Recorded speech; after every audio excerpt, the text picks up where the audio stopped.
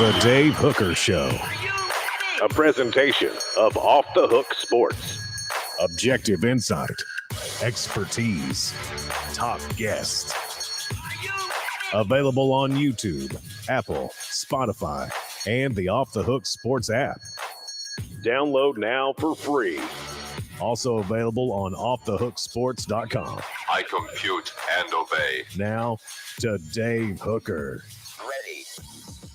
Hello to you and yours. He's Caleb Calhoun. I'm Dave Hooker, and it is officially camp week. The Vols will open camp this week. They'll meet with the media on Tuesday, and then there we go.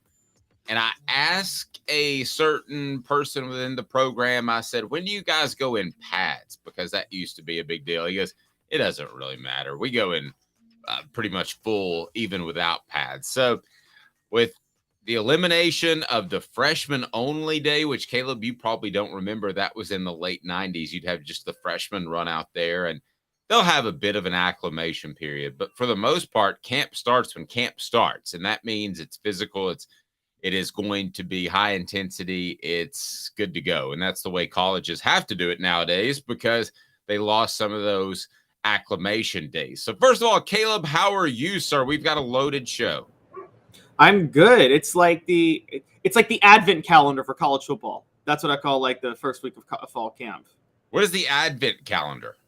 Well, you know, like each Sunday in Advent in December leading up to Christmas when you go to church, like they recognize the first day of Advent and the Christmas season. That thing on Bad Santa. When you and you get the chocolates, is that what it is? Was that it? I don't remember Bad Santa. I saw it once and thought it was overrated. I thought it was pretty good, but I don't know what that says about me. All right, so a lot to get to on the program, including the top stories of fall camp, and also we'll talk a little bit of recruiting as Tennessee might have some things shake out there later on the program. And also coming up today, we will have the players most likely to make a push in fall camp, and I've got a group of guys that I think will make a push. The top storylines, are going to include Joe Milton as well. And Joe Milton getting dissed a little bit by our buddy Mike Farrell, who did not have him among the top 25 quarterbacks in the nation. And 34 players signed by the Vols in 2021. How many are still with him? A great piece by Patrick Brown of 247 Sports. We'll go through that. And is Hugh Freeze a threat in recruiting? Who is the top threat just off the top of your head in recruiting other than Georgia, Alabama, which you and I would agree, all things being equal, Georgia and Alabama right now, maybe not for long, but right now are going to win more battles than they lose against Tennessee. So other than those two schools, who are the biggest threats to Tennessee in recruiting right now, do you think? Before we get into that deeper, Caleb, give me the first school off the top of your head. First school off the top of my, obviously it's Vanderbilt. No, I'm kidding, guys. I'm joking. I would, right off the top, I would say South Carolina. You would? Okay. South Carolina. There we go. Or Clemson. I would just say the South Carolina Clemson teams. Okay, fair enough. I kept it to SEC schools, but we can certainly mess around with that. Let's get to it right now. 5 fall camp storylines surrounding the Vols. You can read this on offthehooksports.com. It is there. And I'm going to go. Can I pare it down just a little bit? Good morning, Billy, to you. Because I'm going to take out Joe Milton because that's the number one, right? And you've got it as number one, and I don't want to give anything away. I don't want to give away the ending there, but how much has Joe Milton developed? That's number one, right? And we'll know that within a couple of weeks, I would think. And not just develop, but on the same page as his wide receivers, which talking to Hendon Hooker and Joe Milton at SEC Media Days, that's oftentimes the reason for some of those errant throws. So I'm going to take that one and let's address first, which we usually don't do. But Joe Milton, how much has he developed? I don't know how much we'll hear during fall camp because they keep it pretty tight, but we'll see enough to know whether he's on the same page as his receiver. So that is the biggest storyline by far, correct? Yes, and I'm one who likes to go out on a limb for predictions, but they have to be reasonable. They can't be picking Vanderbilt to win the SEC like 5 writers did 2 weeks ago. Like, and not having Joe Milton's development number one would be like picking Vanderbilt to win the SEC. You're not serious if you don't think the questions surrounding Joe Milton are the biggest question surrounding Tennessee football this year. You're right. We've heard everything we've heard in the offseason has been good about Joe Milton. Everything. To a point, Dave, I don't know if you know a time. Have you ever heard this much positive coverage for a quarterback, and then they turned out to just completely flop in the season? I can't think of one. Oh, wow. Well, you'd have to say Jonathan Crompton, right? Was he getting? I mean, he that was all season with Dave Clawson. Was he getting that type of hype though? Well, he was hyped as a recruit and didn't pan out. Does that count? No, I know a lot of hyped quarterbacks as recruits that didn't pan out. I'm talking about quarterbacks that the all season you heard nothing but good about the quarterback in an all season, to the point to where like you've heard the rumblings on campus. You're closer to campus than I am at this point, and everything you've heard is it's as good as you could expect it to be with Joe Milton, and that's what I've heard too. Then I'll take Jonathan off the list because there was, Hurt coming in.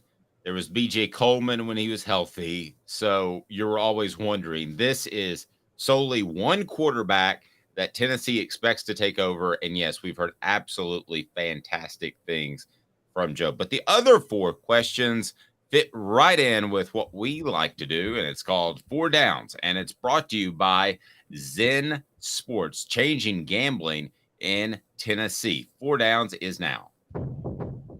4 downs. 4 questions.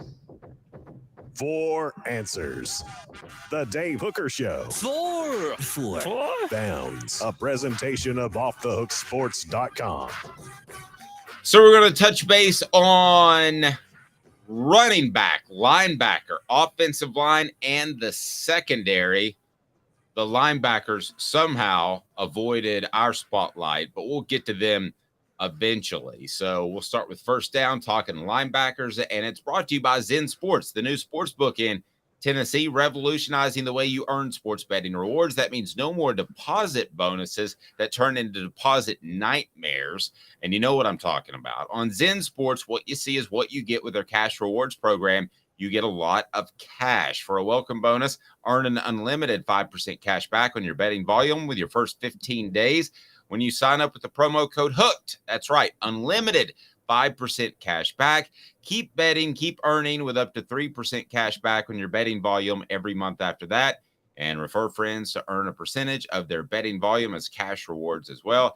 Zen Sports bringing the cash back to Tennessee. So if you bet big on sports, you want to be betting on Zen Sports. Zen Sports betting just got better, and it got a lot better. I was playing with the app this weekend. Pretty darn cool. So let's get to it. First down. What down is it, Cooper Mays? Coop here. First down. Thank you very much. Will Arian Carter make a push at linebacker? So he did address linebacker. Who was I? What was I thinking? I guess I was thinking wide receivers. We don't have receivers in this group, but Arian Carter, will he make a push at linebacker? So unlike the old 4-3 or 3-4 days, we're pretty much talking about 2 linebackers. And Caleb, correct me if I'm wrong, but we have a pretty good idea who the top 2 are, right? Yes, we pretty much expect it to be Keenan Peely and Aaron Beasley. It was pretty obvious Tennessee took Keenan Peely specifically to replace Jeremy Banks, and Aaron Beasley is a returning starter. So, yes, those 2, we expect them to start. So, what do you define Arian Carter making a push as? Because he will make a push. He will get on the field. I even wonder if he's athletic enough in some running downs to maybe slide into that nickel position and have a little bit more of a traditional 4-3. That's me going out on a limb. That's nothing I've been told. But will Arian Carter make a push in preseason camp? Yes, I think he will, and that's exactly what I predicted. I think you might see Tennessee do more traditional 4-3 defenses this year. I mean, this would be, given the questions in the secondary, which then and things we know that are issues on defense, this would probably be the best year for them to have one of those standard 4-3 Chavis style seasons. Remember how Chavis was all these blitz packages and drop the secondary in zone and just hope that the blitz packages would force errant throws. And you might see a lot more of that this year. with Arian Carter. I could certainly see that. And with Arian Carter, I believe he will make a push. Is it, as a freshman, is it a push enough to overcome Beasley or Peely? Probably not, but they'll find ways to get him on the field. I firmly believe that, with some sort of rotation. Maybe he's part of their pass rush package when it is passing downs. Maybe he's a bigger nickel back on running downs, but they're going to find a way to get him on the field, no doubt about it. Second down. You said Nickelback. I knew you were a fan. Did I say Nickelback? You said Nickelback. Well, I found a good band over the weekend. Portishead. Have you heard of them? No, I haven't actually. Check them out. I'm getting hipper. I'm getting hipper by the day. Second down, Coop. Cooper Mays here. Second down. All right. Superstars at defensive tackle. I'm going to tell you, you tell me who can be a superstar at linebacker or defensive tackle, excuse me. And I'm going to tell you who should be if he's mentally ready. And this comes from people with inside the program. I mean, I think the clear one is Amari Thomas. Josh Heupel didn't send him to SEC Media Days for no reason. And I mean, I thought that he proved himself good last year. He proved himself to be a good defensive tackle. But he's got the experience, he's got the production, and he's got the size. What's holding him back from being a superstar? Okay. I think he'll be a starter. I think he will be, in my Tony Bennett voice that somebody asked for, he's going to be a crazy good cat on the defensive line. But I think that there is only one superstar right now, physically, that could take over games. I think that's Elijah Simmons. And I know that he was asking about Bennett, not Tony Bennett. Okay. Sorry. Bennett Warren, the recruit. Bennett Warren, the recruit. Okay. Sorry. I thought he wanted my Tony. I was so happy about that. Okay. We'll get to Bennett Warren. The guy who should make the biggest impact, the most physically gifted, is Elijah Simmons. As somebody told me within the program, he should be putting people in trash cans on a regular basis. So is he agile enough for that, though? Wasn't that always the question with Elijah Simmons, that he could, because he's in a 4-3. Yeah, I was told he's one of the, now that Darnell Wright's gone, he is one of the more athletic big men on the team. So we'll see if he takes that step. He needs that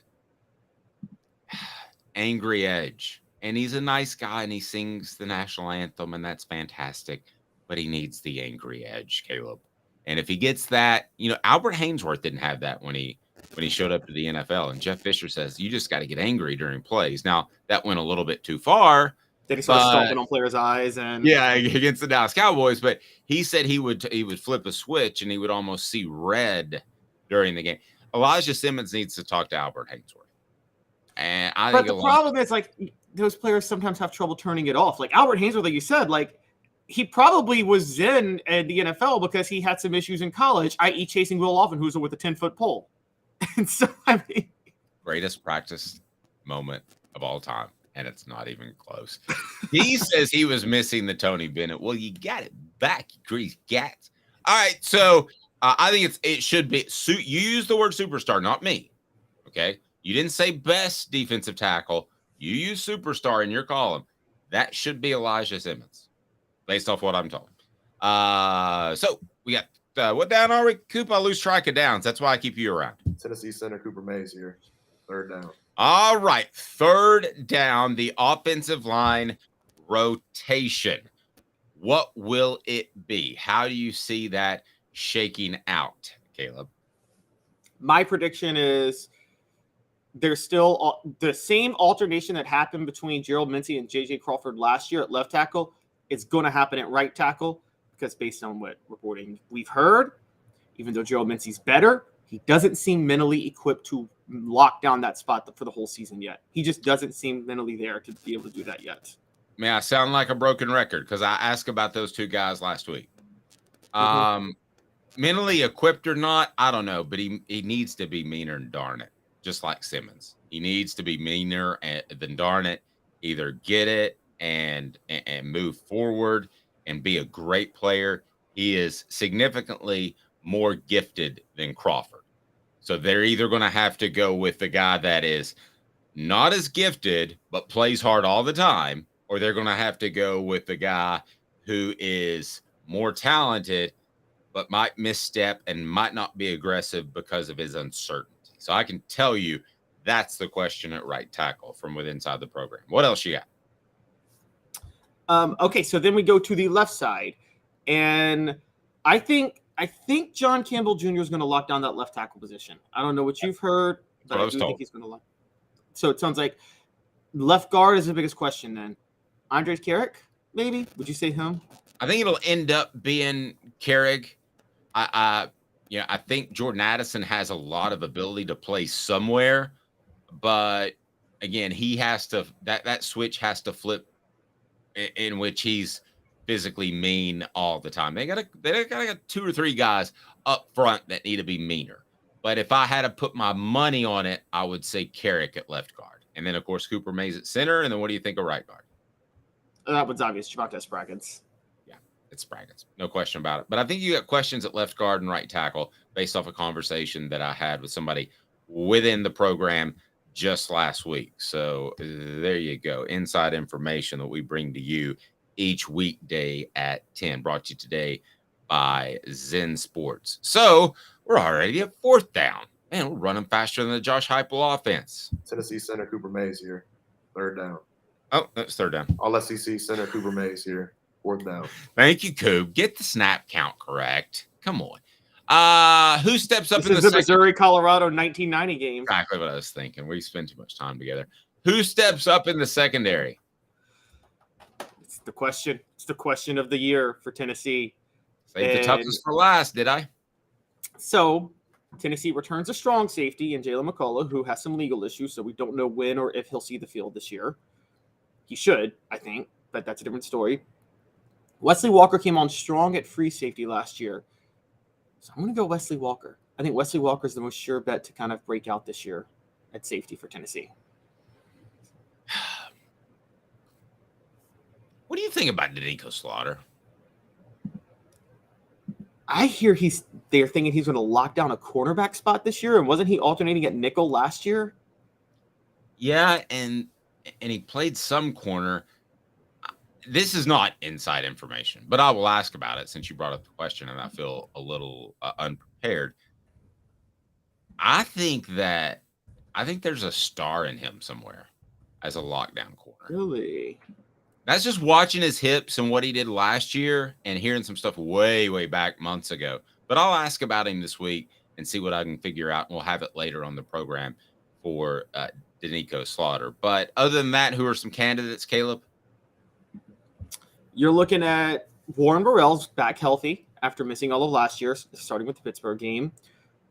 Have you turned into a thanks but no thanks guy for Kamal Hadden, or do you think that he has potential? I thought he had a lot of potential when he transferred from Auburn 2 years ago, but he was awful last year. And that number 1 cornerback. I'm pretty much a thanks but no thanks unless he proves me wrong, and I hope he does. But pretty much a thanks but no. I'm right there. So I'm just not seeing that. Who else? Yeah, I'm with that. So at that point, you go to Brandon. I'm looking at guys coming back first. Brandon Turnage. Are you thanks but no thanks, or do you see potential there? I see potential there. I see potential in a lot of these guys. It's just some of these guys have to go from starter to star, at least one. Yeah. And then you got Gabe Judith-Ali, the BYU transfer, who's going to be on the field. We just don't know where he's going to be on the field. And then you got the freshman, Jordan Matthews, Ricky Gibson. One of them got to become a star. Yep, absolutely. I agree. All right, it is time for what the H? And this is a big what the H for me. And a guy that we like and we have on the program on a regular basis and I think does great work. What the H? What the? What was he thinking? Release the hounds. The Dave Hooker Show. Keep cool. A presentation of OffTheHookSports.com. Joe Milton left off of Mike Farrell's top 25 quarterback rankings. Wow, wow, wow. Let's dig into that. Brought to you by Andy Mason, AndyMasonRealEstate.com. With Andy Mason, you get the best price and the biz. Best price and service in the biz. AndyMasonRealEstate.com. I'm about to make a real estate move, so here we go. And I can tell you about it as we move along. So Joe Milton left off the top 25 of Mike Farrell's quarterback rankings. If I just came to you, bumped onto you on the street, and I said, hey, I cover Tennessee there. And you said, hey, I cover Tennessee there too. And I said, would that Joe Milton III, Junior Esquire II, would he be on the top 25 list of quarterbacks? What would be your immediate reaction without thinking through it? It would easily be yes. Obviously, It would easily be yes for me too. Okay, but let's look at Mike Farrell's piece first before we pick it apart. And some of the quarterbacks that are listed above him, you got the Drake Mays and the Caleb Williams, and I got no problem with that. I see that. Those guys are going to be up there towards the top. But what about some guys like, I don't know, Cam Ward at Washington State, Gunnar Watson at Troy, Jaden De Laura at Arizona? You got a bunch of guys that I think Joe Milton from the shoot is better than. And he is 27th on this list. So he doesn't make the top 25. Those were guys that were later in the list. But right in front of him, you've got Curtis Rourke. You've got Drew Alar. You've got Grayson McGall. I think Joe Milton, looking at this list and placing him on the list, would have him around the top 15. Why do I pick top 15? Because you got KJ Jefferson at Arkansas. And I think Joe Milton is every bit as good as KJ Jefferson and will, when all is said and done, be better. So where would you have Joe Milton on this list? Certainly top 20. I might push for top 15. The most egregious name ahead of Joe Milton on this is Cade Klubnik. Did they not go head-to-head last year? Cade Klubnik has no sample size really outside of last year's Tennessee game when he went head-to-head with Joe Milton. And I know it was a bowl game, but Dave, come on. One looked like the far superior quarterback in that game, didn't he? To the other one? No, I agree. He did. Travis says 25. Would you have him at 25? Every single SEC quarterback minus Vandy should be within the top 25. Yeah, it should. It's a down year at quarterback for the SEC. I do think that Clemson's coaches tried to be a little cute in that game and put Cade Klubnik in some bad positions. So I won't just say that it's Cade Klubnik based on that he should be worse than Joe Milton. But Joe Milton did far outplay him. At the end of the day, I think Cade Klubnik will be a better college quarterback. He's got more time to prove himself. That doesn't mean that Joe Milton won't go higher in the draft. But that's a very debatable and good question. Would you take for one season Cade Klubnik or Joe Milton? And I think based off the Orange Bowl, you could argue both sides, Caleb. Based off what I see in accuracy from Klubnik, I could argue him. But right now, it's got to be Joe Milton, I would think. Yeah, I mean, if you're asking me who I would rather, I can pick a quarterback to take, just period. I'm taking Klubnik because he is a sophomore, and I think he will be better than Milton long term. I'm with you. But for this year, and just this year alone, I think you got to go with Joe Milton. And look, if Joe Milton is down at number 27, Dave, we were all lied to by the coaches. Everybody lied to us about what they were saying with Joe Milton. Because, and also, if he's down at number 27 and he hasn't lost his starting job, then you got to be concerned about Nico Iamaleava long term, because it's how did he not beat out Joe Milton then? Yeah. I asked around based off one of your theories, which to me didn't sound right at the time. So you said Joe Milton was a hypo guy and Hendon Hooker was a Pruitt guy. And did that factor into the decision? I was told no doubt that it did. It did factor into the decision. And you also had the sports car. You had an Aston Martin next to a BMW. There's nothing wrong with a BMW, but you went out and you went to Europe to get the Aston Martin, and it's $180,000 or whatever it is. They looked at Joe Milton's physical ability and they said, wow. And that wowed the coaches. But the fact that he was a Pruitt guy and the physical ability is why they went with Joe Milton in 2021. So you were spot on that one. you don't have to worry about that decision now unless Joe Milton struggles. But I would have Joe Milton in front of a couple of these guys. Carson Beck comes in at 22. How much do we really know about Carson Beck? The other SEC guys, Devin Leary comes in at 23. I mentioned, pardon me, KJ Jefferson in at 14. Going down the list, Drake May was number 1. Caleb Williams was number 2. Other SEC quarterbacks. Jaden Daniels, number 7. Or Caden Daniels. Yeah, Jaden Daniels. Daniels. I almost missed Jaden Daniels at number 7. Is he definitely the best quarterback in the SEC? I say so, Caleb, but I don't know that he is 7 spots better than KJ Jefferson. I mean, I guess if you like Jaden Daniels that much, you should like KJ Jefferson a little bit more. I'd take Jaden Daniels, but to me, I think Jaden Daniels enters the season the best quarterback in the SEC. Now, will he finish the season the best quarterback? I'm not sure.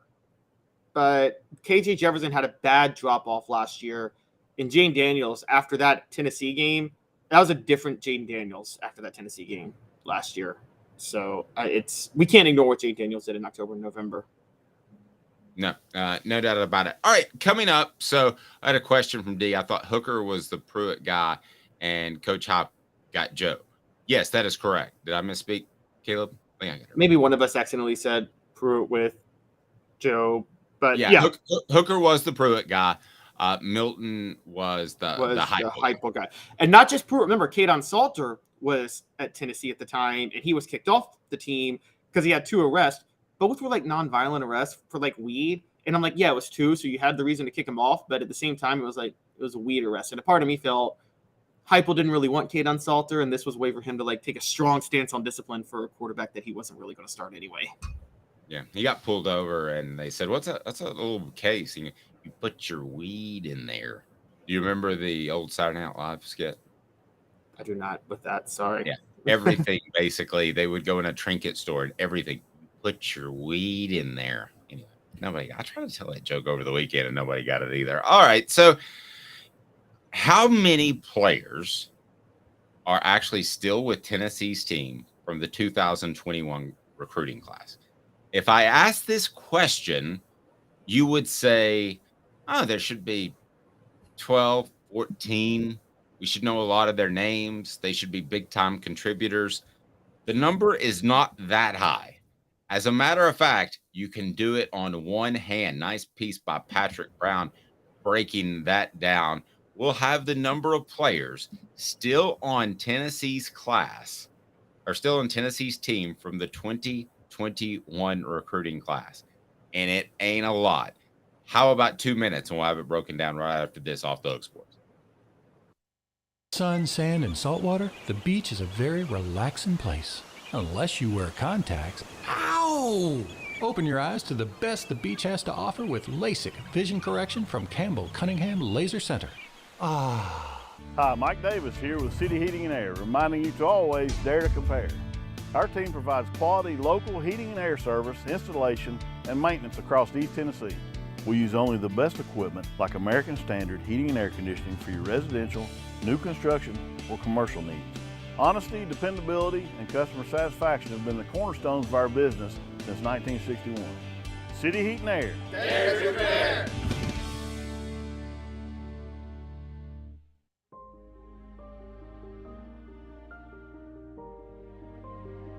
Our family has been creating one-of-a-kind pieces of jewelry in West Knoxville since 1986. Each piece is a combination of unique processes that bring your idea to life. Every day in our shop, a truly special item with a story all its own is being manufactured in our facility, bringing the history and family sentiment into a whole new generation of life. We're grateful that you chose us to be Knoxville's best jeweler, a title that we value and respect. Because to me, being a jeweler and owning a jewelry store are not the same thing. I'm Rick Terry. I'm a jeweler, and we want to be your jeweler. Kingston Pike and Campbell Station Road in the heart of Farragut, and downtown on Gay Street right next to the Tennessee Theater. When you want a hard cider that's easy to enjoy, one that's crafted to perfection, you need Tennessee Cider Company. Some say it's the signature cider of the South. Others say it's the cure to your craving. They all say you'll savor every sip. With a selection of ciders free to sample, all it takes is one taste. Visit tncidercompany.com for more information, as well as to shop our ciders and merchandise online. Thirsty yet? Doors open at 10 a.m. Who's this guy? Hello, wizard. The Dave Hooker Show, a presentation of Off the Hook Sports, YouTube, Apple, Spotify, and the free Off the Hook Sports app. Back to Dave Hooker.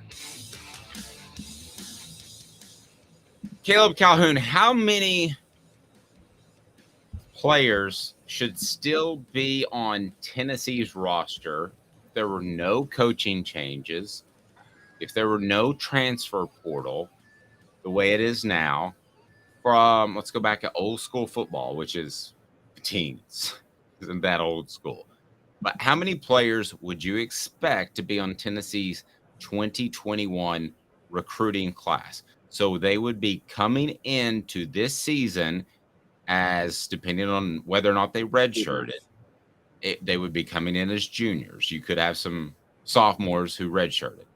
How many would you expect? And I'll give a little bit of a hint. 34 players either signed or committed. This is a good piece by Patrick Brown, my Go Vols 24/7. 34 players either signed or committed. Caleb, how many would you expect to still be on Tennessee's football team leading into their junior year if we're back in old school football without the fluid transfer portal and without coaching turnover where guys are naturally going to leave? So factoring in decommitments, a couple of guys who still would transfer even in the old days, dismissals, and maybe one early departure for the NFL, two at most. Factoring in all that, I would say if you signed or got 34 commitments, 22 would still be with you. I was going to go 18. So we're in the exact same ballpark. Average it out to 20. Now this is stunning. Four players are still on Tennessee's class, or Tennessee's team from the 2021 class. Is that the state of college football, or is that a red flag for the Vols? Or let me give you another option. Is that just what Tennessee has been because of coaching changes and coaching turnover? Which is it, or all the above? It's coaching changes and coaching turnover. And for reference, I think 9 players from the 2020 class are still on the roster. So they have more players, twice as many players from the 2020 roster as they do the 2021 recruiting class on the roster. So let me give you another option. Is this just darn bad luck? Yes. And to be fair, even though they had 34 people sign or commit on signing day that year, they only had 17 signees. Only 17 players actually signed with Tennessee. And that was because there was a wave of decommitments because, one, Jeremy Pruitt was having a bad season. Tennessee was going 3-7 that year. And then he got fired, and a lot of those players had committed to Jeremy Pruitt. So you expected a lighter class than usual because of the coaching changes. You wouldn't expect 4. And I think that's a major testament to the job Josh Heupel did. Because Dave, you were covering recruiting in the late 2000s. Mm-hmm. That 2007 class was a bust. Outside of Eric Berry, was a total bust, really. And then a few others. I'll give Gerald Jones credit and a few other guys, but it was mostly a bust, the 2007 class. And the 2009 class was like another level beyond a bust. I don't know how you could go beyond. It was even bigger of a bust than a bust. It was the historic bust of all time. And that really did some serious damage to Tennessee in the early 2010s. It was hard for them to recover. Now, as far as the commitments, I'll give the coaching staff credit at the time. None of the commitments, because you can commit nowadays and the coach can stop calling you and you're going to go somewhere else and you're going to get the hint. It's not pulling a scholarship. You just stop calling them. And that used to be a big deal, but it's not. As far as the commitments, none of them went on to do great things elsewhere. So I would consider that a part of the talent evaluation. aspect of what you're doing when you recruit. If a guy doesn't develop into his senior year, you just stop calling him, and he's going to go somewhere else, and he's going to get the hint. We know Lane Kiffin didn't evaluate anybody. Or you just tell him, here's an idea, you should go elsewhere, and they're going to take the hint. You're not pulling scholarships. That used to be a real no-no, but that's the way you handle it. That's the way you handled it 20 years ago. It's not that difficult. But who are some of the guys that, Caleb, that when you look at this list, that Tennessee would still like for them to be on their roster before we get to the guys that really panned out? Who are the guys that you look at and you would say, man, they could really help Tennessee in 2020? See, that's just it. I'm not sure there is one.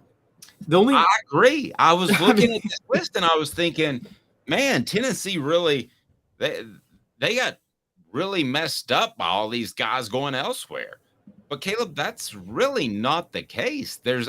Pick one dude off that class that you'd be like, oh man, if he were a Vol, we'd be having a different conversation. We'd go from 10-2 to 11-1, which is our preseason predictions. We haven't totally given away, but I just did. So Caleb, which guy? Is there a dude on there? I mean, outside of, because he didn't leave the team, he just graduated, but outside of Byron Young, who graduated, it's not like he was dismissed or transferred. Right. That's the only one you would take back. No, I agree. And who are the winners? Who did Tennessee win with, will continue to win with, and they won by getting their scholarship at Tennessee? Obviously, Jalen Wright. And then who else? Yep, Jalen Wright. I got to say, J.J. Crawford. We kept thinking that he was a stopgap guy until other linemen came in, but as we just talked about, he's not losing that job to Gerald Mincy yet. He's still splitting reps with Gerald Mincy, even though Mincy should be more talented. So, and a very highly respected player in that offensive line because he's kind of an overachiever type. Yes, exactly. I agree. Deshaun Rucker is still on the roster. He's a defensive back. I'm not so sure how long he'll be on the roster, to be fair. But what is he doing? Does he run and go get the overthrown balls and bring them back to practice? I mean, what really? He has blocked a punt to his credit, but he's got speed. Which is usually because of everybody else that blocks a punt. When you block a punt, usually it's because somebody else did something right or it's schemed. But anyway, all right, who else, Caleb? I mean, and then Christian Charles, who I thought was a rising star cornerback, but he had speed, but couldn't really transition that to actually playing cornerback. No. And so, but so really all four of them are on scholarship. Congratulations. But it's J.J. Crawford and Jalen Wright. Yep. Hit that like and subscribe button. We want you to be a part of our coverage for football season. So excited to announce our lineup. We'll have regular guests, former Vols, and analysts each and every day. So we got a lot going on this week. And final stages of the Celebrate 98 book. Boy, that's been a bear. It's like having a child that you want out of your house immediately. That is coming out, and we'll have editions of that to give away. So we've got a lot going on in the fall. So hit the subscribe and also hit the like button. And if you haven't turned your notifications on, do that, because we'll have post-game. We'll have reacts from all kinds of recruiting that'll die down a little bit, but a lot going on in recruiting currently as kids are in preseason camp. So they're going to shut that down quite a bit. Travis said, here's a good name. Travis said, I really liked Eric Gray. I did too. Why did I think Eric Gray was going to be such a good player? And what's he doing now? Oh, I think he was a good player. He just he ended up going to Oklahoma, and Brent Venables went there, and Brent Venables. What did he do? I know he played significantly, but what did he do last year for Venables? I'm looking up the stats now, and he's with the Giants, by the way. He's teammates with Jalen Hyatt, funny enough. So to pull up Eric Gray last year with Oklahoma, he did have 1,366 yards last year, had 6.5 yards per carry, 1,595 total yards, 11 touchdowns. So he did have a nice senior year. He went in the 5th round of the draft, 172nd pick. Would he have been a better back last year than Jalen Wright or Jabari Small? Yes. Yeah, yes. Tennessee fans don't want to admit that, but yes. But that's not a knock on Jabari Small or Jalen Wright at all. And it's not night and day. Yeah, exactly. But he was a step better. He was a little bit more elusive, where those guys are more straight ahead runners. Well, Jalen has some wiggle, though. I don't want to short sell Jalen's wiggle. That's the issue with the running back market in the NFL right now. There is no night and day between running backs anymore. I mean, yes, some are better than others, but there's not a night and day difference at all. Does that filter down to college? Yeah, I think it does. I just think I talked about this last week. I think the problem with running backs is there are too many good ones now. They're just too, it's not like quarterbacks. Can I try to catch you off guard real quick? Sure. Who's the best running back in college football now? Best running back in right now. Right now. This second. Wouldn't it be Blake Corum, the Heisman candidate from Michigan? Yeah. Take Blake Corum, if you will. Who's second? I mean, there's not a major difference with the way offenses are run. So you're seeing that in the NFL. I think you're going to see that in college football. Would I rather have the group that Tennessee has as opposed to a air quote special back? Probably.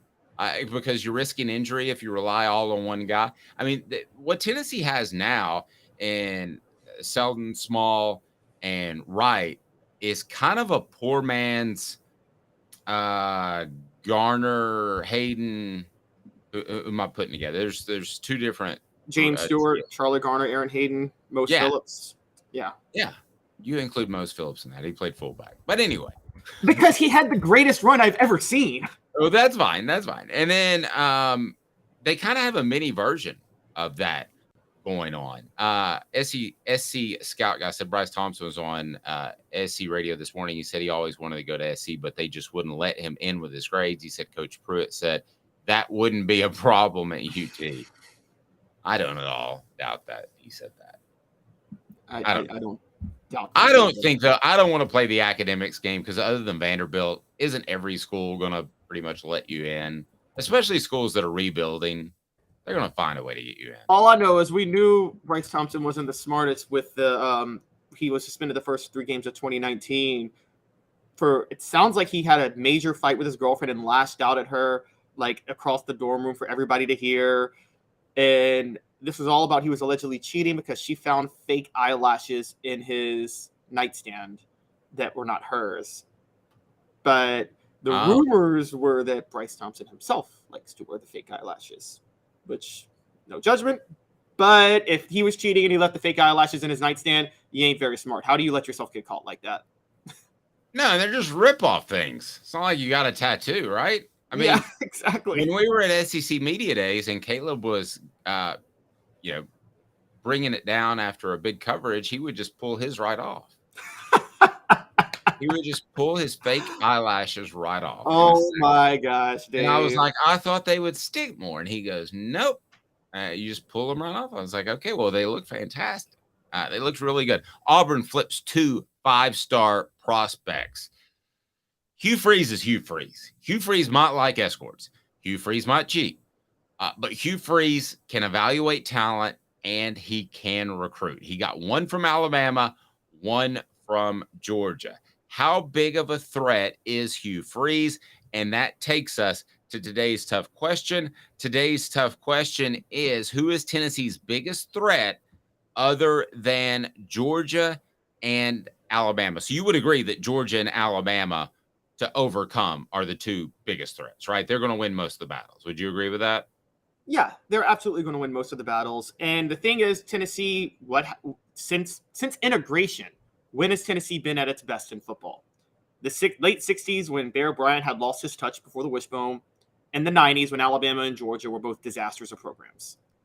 So, I mean, that's when they thrive, is when Alabama or Georgia are not thriving.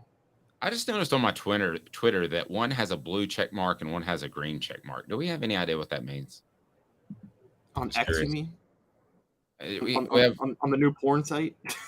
Is that what it's become? Is that what Twitter has become? It looks like a thumbnail graphic for a porn site. All right. Today's tough question. Other than Alabama and Georgia, who's the biggest threat for the Vols in recruiting? Today's tough question. Take a side. Take a stand. The Dave Hooker Show, a presentation of OffTheHookSports.com.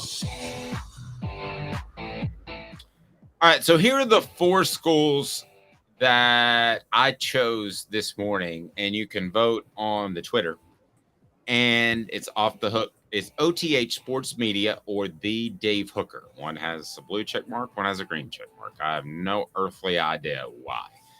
But the four that I put up there were Auburn, Florida, South Carolina. Auburn because it's topical after the weekend that Hugh Freeze had. Auburn, Florida, South Carolina, and who was the fourth I had up there? The fourth you had up there was Ole Miss. Ole Miss. Because you got the Lane Kiffin tie. All right, so give me the results so far of the Twitter poll that we put up there, because I'm getting musked with my navigation of Twitter right now. So what are the percentages right now? And we want to hear it on the message board. Go ahead. Good point by SC Scout Guy. I think the Auburn boosters have seriously opened up the checkbook. Amen to that, brother. All right, so go ahead and who do you think? Auburn, South Carolina, Florida, or Ole Miss are Tennessee's, other than Georgia and Alabama, Tennessee's biggest threats on the recruiting trail? Which would you pick between those four, Caleb Calhoun? My ranking would be the exact opposite of our listeners' rankings. Sorry, listeners, not supposed to berate your own listeners and your audience. Y'all are wrong. Like, y'all are dead wrong. Okay. Because they have Florida number one. I got Florida at the bottom.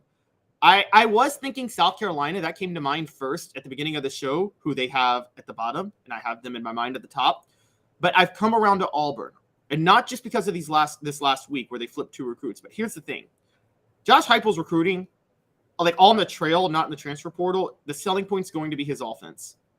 Who can compete with Josh Heupel better than Hugh Freeze in terms of selling his offense to offense? Well, what about Lane Kiffin? I think Lane Kiffin is a great offensive coach, but I think Auburn is better positioned to recruit top talent than Ole Miss is. And so, and Lane Kiffin Lane Kiffin is selling himself as an offensive mind, but you know this, Dave. He doesn't have a signature offense. Now, that's great. That means he can adapt and he's a great offensive coach, but Hugh Freeze and Josh Heupel have a signature offense that they can sell that's proven. Florida has 52% of the vote right now. And they're old school, that's definitely right. Is it right now? Let's dissect. Auburn, 26% of the vote. Ole Miss, 10% of the vote. South Carolina, 5% of the vote. All right, here's why you should be scared of South Carolina. You have a coach there who's riding some momentum. I don't think it's going to last. Sorry, SC Scout Guy. I hope I'm wrong about Shane Beamer. I like him as a person. But they have some momentum coming off of last season that will help in recruiting. They have a coach that has openly said and believes that when it comes down to it, it is all about recruiting. He wants to be a CEO type like Philip Fulmer was, and he wants to be uber recruiter. I mean, Philip Fulmer sometimes would leave practice a little bit early during Vanderbilt and Kentucky week so he could make phone calls to prospects. And that was incredibly intelligent because Tennessee was so much better than Kentucky and Vanderbilt at the time. Then you go to Florida. Should you be concerned about Florida? Why? Well, yes, because you want to recruit in Florida, and Billy Napier is the detail-oriented coach. I think Billy Napier actually will end up recruiting well. I don't know if he'll be able to stay around long enough to reap the benefits of that. So I think you should be concerned about Florida. Auburn, to me, is the scariest one because of what SC Scout Guy said on our message board, and that is they're opening up the checkbooks. They're going to. They want that program to be significant. They see what Alabama is, and if you can even get in the ballpark of that, we're talking bukus of money. Not just athletically, but their enrollment's up something like 38% or something since Saban was hired. I mean, they're building new buildings to house more students. Ole Miss, that would be my least concerning on this group right now. Long term, maybe. But again, Ole Miss, there's a glass ceiling of what they have to offer compared to the other schools I've mentioned. So I'm not going to dismiss Florida as number one. I think it's significant. I think Florida and Tennessee will go head-to-head in several recruiting battles, probably a half dozen, 8, somewhere in there in the coming months.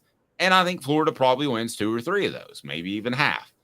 But Auburn is the one that I think should scare everybody in the SEC because Auburn is going to have playing time to offer. They're going to, I think the checkbooks are open, and Hugh Freeze is an incredible recruiter. Now, maybe some of that was done with money. Maybe all of it was done with money, but I don't think so. I think some was done. I go back to that class where they got Robert Kimdiche and they got Laquan Treadwell. They got the safety out of Mississippi. Suddenly, Antonio Connor, I believe it was. So they got Antonio Connor because he's in state. Treadwell had family that was nearby, and Kimdiche's brother played on the team. So those three made sense. Is Auburn going to start getting Laramie Tunsil? Laramie Tunsil, it made no sense that he went to the University of Auburn the University of Ole Miss over Alabama or Auburn. That was a pay guy. They paid him. I don't think they're going to be able to do that, but I would still argue that Hugh Freeze, 75% of a recruiter, if he doesn't have the cash to throw around, which he does because of NIL, I think he's a heck of a recruiter. I would probably have him as one of the top 5 recruiters right now in the SEC. Would you?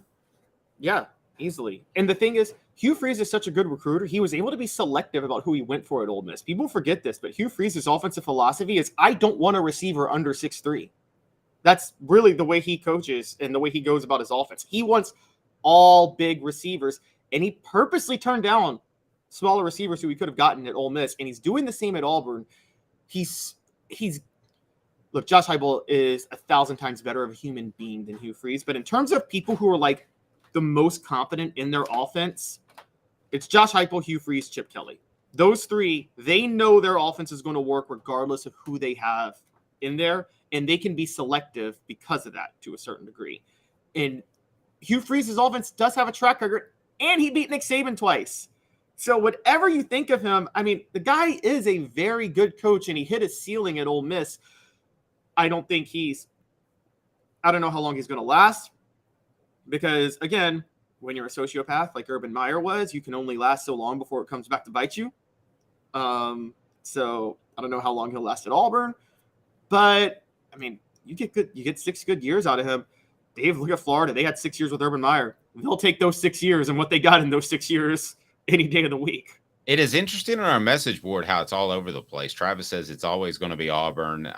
SC Scout Guy said, I think the Auburn boosters have opened up the checkbook, which I mentioned. Rocky Top Tom says Auburn and South Carolina. SC Scout Guy says, I think it has to be Florida.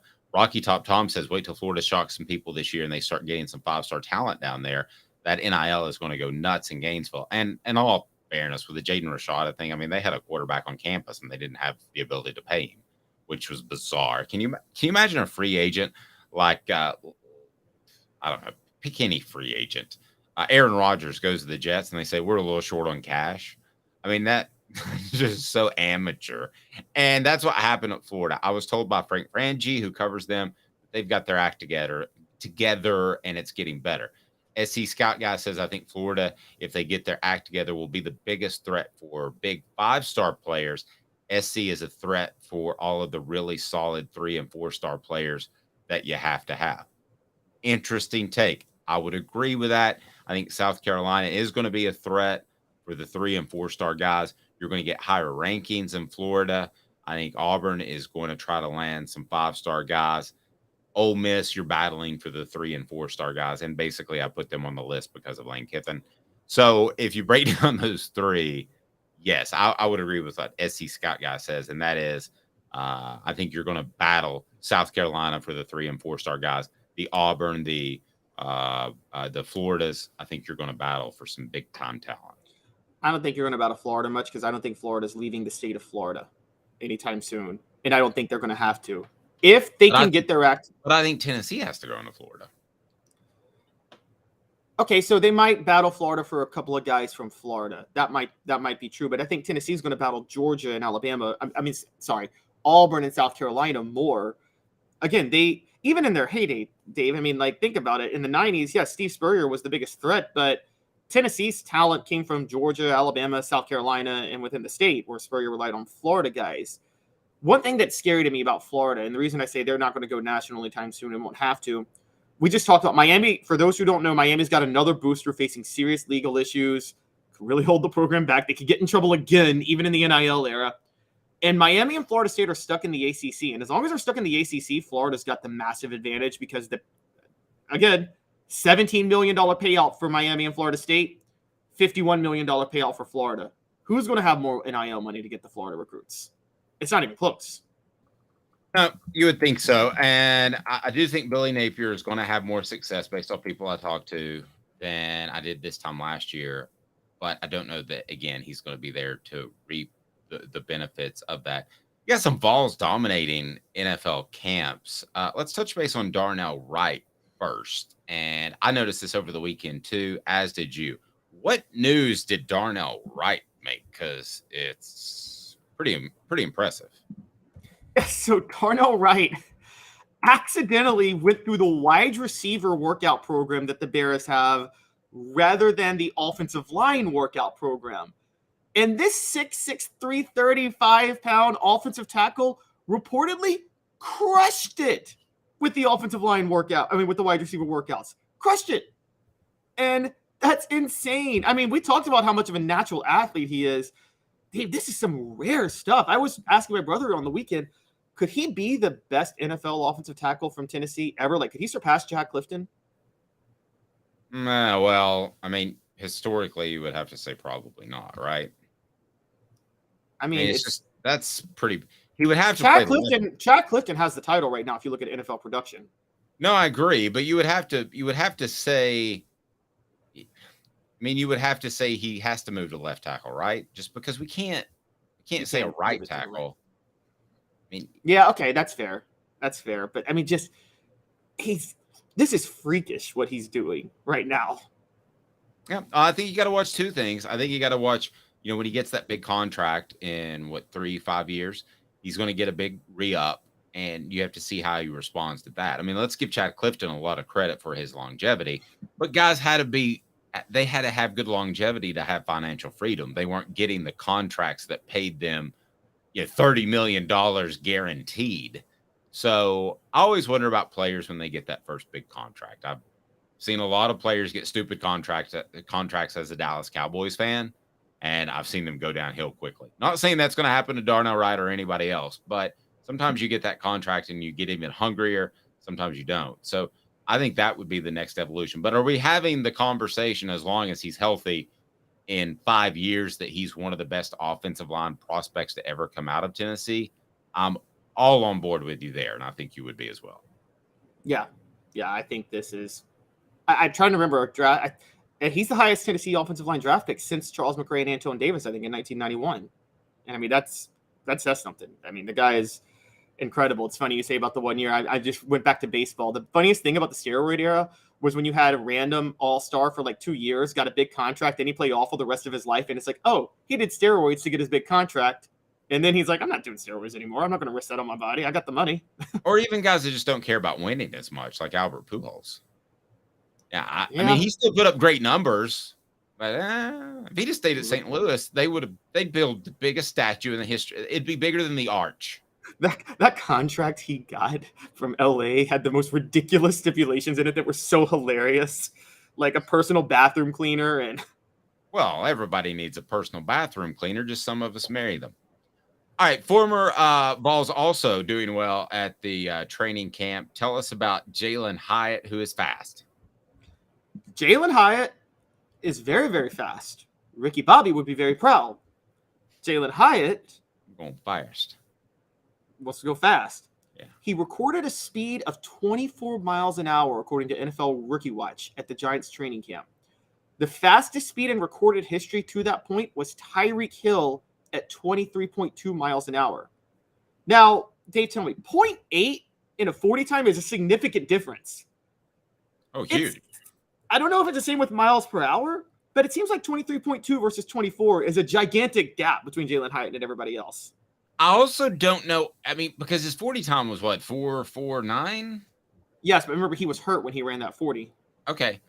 But I still got questions about his immediate get off. I mean, is he going to hit top speed often if he's running different routes, or are they going to make him like Alvin Harper, who just basically ran the fly route to stretch the field every single down. Well, if the Giants have the ball on their own 1 yard line, then they need a touchdown. He takes off sprinting. They got Daniel Jones just chucks it. Yeah.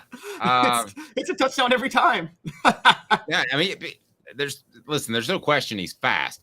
He's top end fast though, which would be the only thing that would concern me as a Giants fan. Is he going to be? You can't move the ball with him as a possession receiver. Yeah, you can't move the ball. That's more Tillman, right? I know I make the comparison a lot, but I thought Tillman and Hyatt last year would be Michael Irvin and Alvin Harper.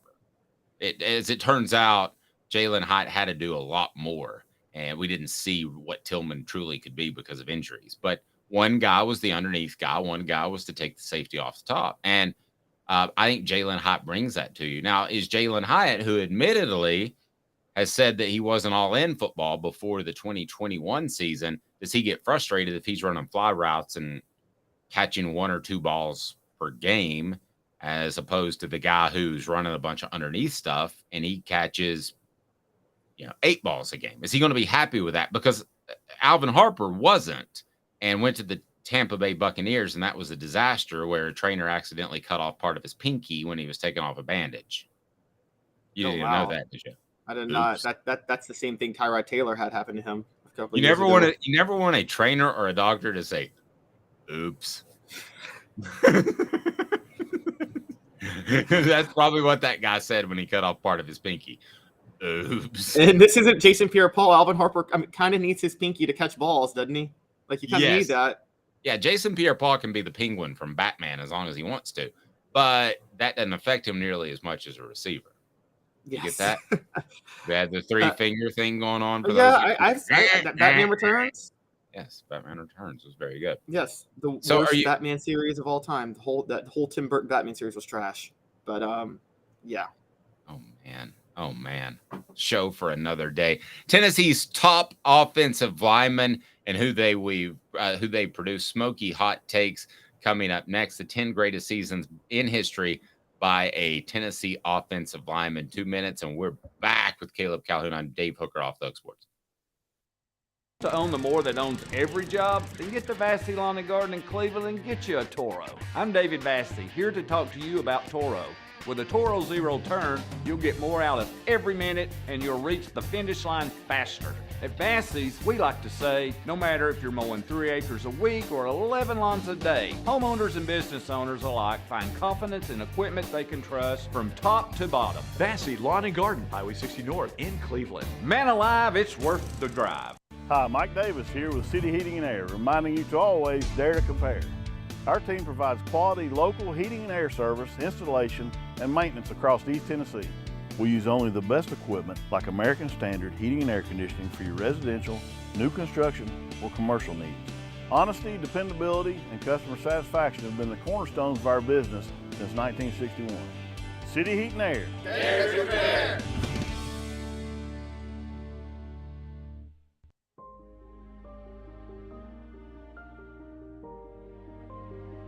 Our family has been creating one-of-a-kind pieces of jewelry in West Knoxville since 1986. Each piece is a combination of unique processes that bring your idea to life. Every day in our shop, a truly special item with a story all its own is being manufactured in our facility, bringing the history and family sentiment into a whole new generation of life. We're grateful that you chose us to be Knoxville's best jeweler, a title that we value and respect. Because to me, being a jeweler and owning a jewelry store are not the same thing. I'm Rick Terry, I'm a jeweler, and we want to be your jeweler. Kingston Pike and Campbell Station Road in the heart of Farragut, and downtown on Gay Street right next to the Tennessee Theater. With all that sun, sand, and salt water, the beach is a very relaxing place. Unless you wear contacts. Ow! Open your eyes to the best the beach has to offer with LASIK vision correction from Campbell Cunningham Laser Center. Ah. You're listening to The Dave Hooker Show. A presentation of offthehooksports.com. The internet is full of pictures of each and every one of you. Available on YouTube, Apple, Spotify, and the Off the Hook Sports app. Download now for free. Is there nothing you people can't do? Also available on offthehooksports.com. He is Caleb Calhoun. I'm Dave Hooker. Welcome back to the program. We're with you each and every weekday live at 10 a.m. on YouTube and wherever you podcast. So be a part of the fun. And also know that you can go to offthehooksports.com for commentary and news on the Vols. And it all starts this week as camp will open. Here we go. It is time. All right. So Caleb Calhoun, you wrote a column on the top 10 offensive line seasons in the country. And first, though, before we get to that, we have breaking news. Tennessee has a commitment. So what do we got, Caleb Calhoun? Yes, Tennessee has added. It's funny because we are talking about offensive linemen. And Tennessee has added a huge pickup from Sugar Land, Texas, Bennett Warren. 6'7.5", 330 pounds, offensive tackle. Dave, we've talked for a while that these are the type of guys Josh Heupel needs to win battles against. He needs to win battles for and needs to get. And he beat out Michigan for this guy out of Texas. This is, I mean, you can't undersell this type of pickup for Tennessee, given what we said Heupel needs to be able to do, right? No, and I wrote a column last week how, get excited about the class that Tennessee has put together, but they're not winning the big time battles on the offensive line. And I guess in response, Josh Heupel said, well, I'm going to go pick one up to go ahead and tell Dave that he's dead wrong. But tell us more about Bennett. Yeah, so he's 6'7.5", 300 pounds. Jaru's done a lot of great writing on him, covering him throughout the week. Everything seemed like he was going to go to, I believe, Michigan earlier in the week, last week, but then people started changing their 247 Sports crystal balls and flipped it to him trending to Tennessee over the weekend. So I don't know what happened over the weekend that changed things, but this is, again, 6'6", 6'7.5", 330 pounds coming out of Texas. Some people, Rivals, Dave has him listed at 6'8". And so he's going to play tackle for Tennessee. This is look, if Gerald Mincey doesn't work out in 20 and has to come back in 2024, this is the type of guy you could see taking a starting job as a freshman on the line, which, as you know, it's easier to take a starting job at tackle than guard. Now, Tennessee landed him, and he's a 4-star prospect. But when you look at his list of Brigham Young, Colorado State, Florida, and Florida State, it's not a wow me list. I mean, Florida State's hot. Florida is Florida. But when you look at his list of other close suitors, does that concern you at all? No, because Michigan, Texas A&M, and Oklahoma were also targeting him pretty heavily too. And even though Texas A&M is a disaster of a program, they're still in the recruiting battles with everybody because their NIL initiative is insane. And so they're in Texas. So they're actually okay. It seemed like, according to reports, it seemed like they kind of started to pull ahead in June, and that's when people started to flip their crystal balls. But, just to think about it, I mean, this comes on Tennessee landing Max Anderson, another offensive tackle from Texas, guard William Satterwhite. So their offensive line class all of a sudden looks better than it did about a month ago, and they now are number 9 in 247 Sports Composite behind Georgia and Florida. I still maintain they're not done. They've got a lot of other people they're targeting, but this is there's no sugarcoating it for a Sugarland guy from Sugarland, Texas. No sugarcoating it. I think he's a really, really, really big pickup. And again, there's a little bit of more of a development that's required of him than you see from other guys. But again, 6'7", 330, reportedly very athletic. I mean, that you can't teach those things. No, you can't. And you would think you would be a natural tackle at that size. And you had Michigan coming at him really hard. You mentioned Texas A&M as well, even though they weren't technically in his final list of suitors. So this, let's give credit, being reported by Steve Wiltfong. And the thing that I like about Bennett or Warren is that he looked around at a bunch of schools, and I think it looks like he made a business decision. He didn't just get wowed and go with school X. I mean, I think when you look at Brigham Young, when you look at some other schools that he looked at, he didn't get wowed by the recruiting process. And I think that most oftentimes, other than quarterback, Bennett, that offensive linemen are the smartest guys in the group. So with Bennett Warren, I think you're going to get a really smart young man. And I think that you're also going to get, he went to private school, and I think you're going to get more along the lines of just a natural tackle. I think John Campbell's an example of that too. But it seems like Tennessee has had a lot of guys that could play guard or tackle, whereas now they're maybe picking guys that they know where they're going to play when they get to college. But this is a monster pickup, a 4-star prospect. You look at more of a Bennett and his Warren and his breakdown, and he is just one of the top offensive line prospects in the nation. There's no arguing that. He's 143 overall prospect nationally. He's the 25th prospect in Texas, which is really good. And then he's the 8th best offensive tackle in the nation. Now, listen, guys, I've told you the one potential Achilles heel for Tennessee right now in their growth is next year when they potentially have to rebuild an offensive line that had some Pruitt guys on, and not Pruitt if you want to, but he was good at evaluating talent, and he also liked mean streaks, which he got, particularly with Cooper Mays. And then you've got Bennett Warren, who I don't know if he has a mean streak or not, but that's a guy you went out and targeted and got. And I think it's just a monstrous get by Tennessee.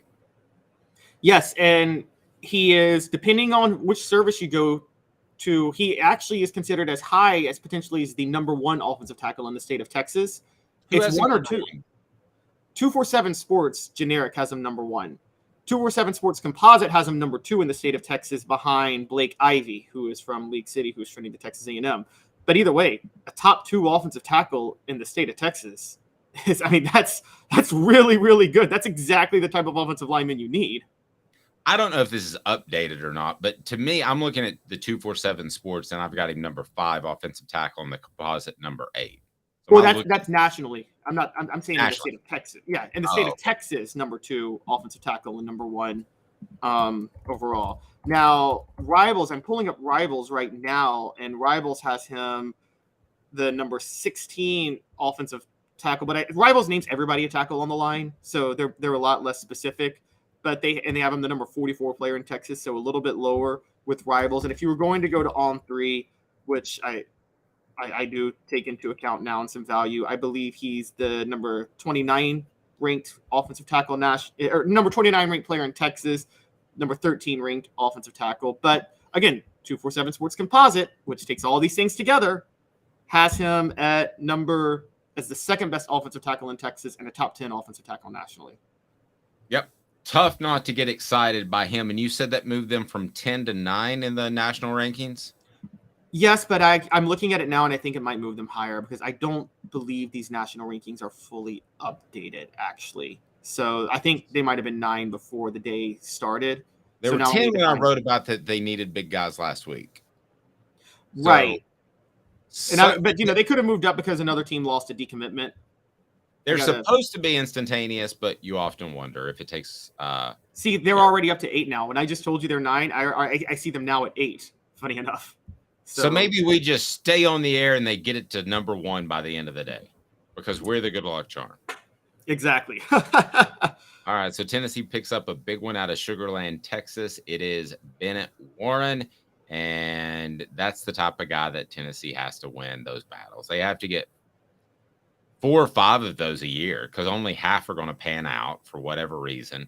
And those are the numbers that Georgia's getting. They're getting 4, 5, or 6 4-star or better a year. And if you want to be able to man up and push people around, and Tennessee does, but despite all the throwing the football around, they want to push people around as well.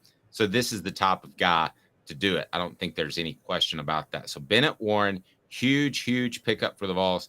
No question about it. So in case you haven't checked it out, because it is awesome and you should, a great piece by the one, the only Caleb Calhoun on the 10 greatest single seasons in history by Tennessee offensive linemen. How did you go about judging this? I don't think you went back and looked at all of the tape and graded them individually, but the 10 best seasons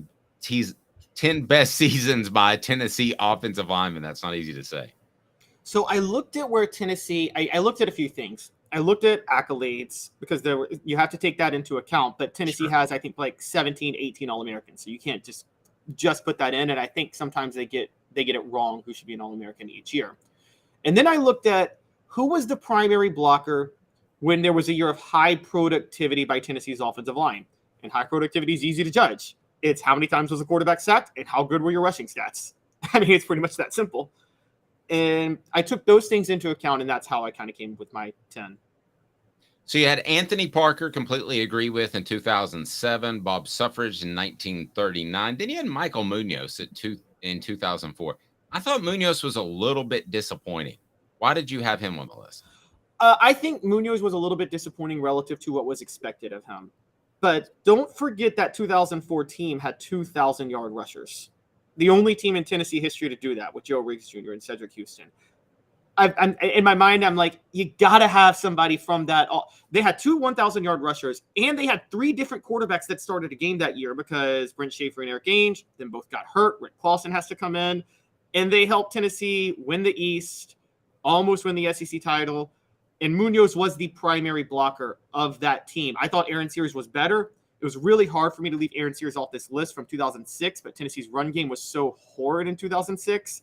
Not necessarily Sears' fault, but the offensive line actually got a little better after he left in 2007. Ted Daffer in 1951. His nickname was Ted Daffer Duck. Did you know that? Did not know that. That's actually It was funny. not. It was not. But you had to pick a 1951 guy for sure because they were undefeated and really good. Then you got Darnell Wright at number 6 overall. I got no argument with this. I might have had him higher, to be honest with you. Yeah, Darnell Wright, 2022. I couldn't. It's shocking to me when I looked at Tennessee's All-Americans that he wasn't an All-American this past year. I mean, I thought the Will Anderson. Again, voters are prisoner of the moment. If the Alabama game happens in November, Darnell Wright's an All-American, isn't he? With what he did to Will Anderson. Like, if that game happens November the 18th, Darnell Wright is a first-team unanimous All-American, no questions asked. Yes. And, yeah. So, I think Darnell Wright, I have him. I could have had him higher. There's some others that are crucial, but, yeah, I thought number 6 was fair. Ted Daffer blocked for the first Heisman runner-up in Tennessee history, Hank Laricella, who should have won in 51. There you go.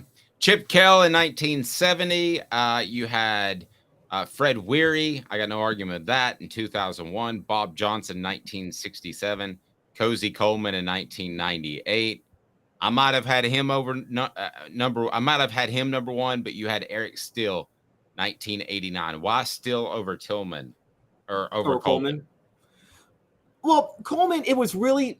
I thought Coleman was a collaborative effort between Coleman and Chad Clifton, honestly, on that side. And both were amazing, by the way. And I thought Coleman was better, so I gave it to Coleman.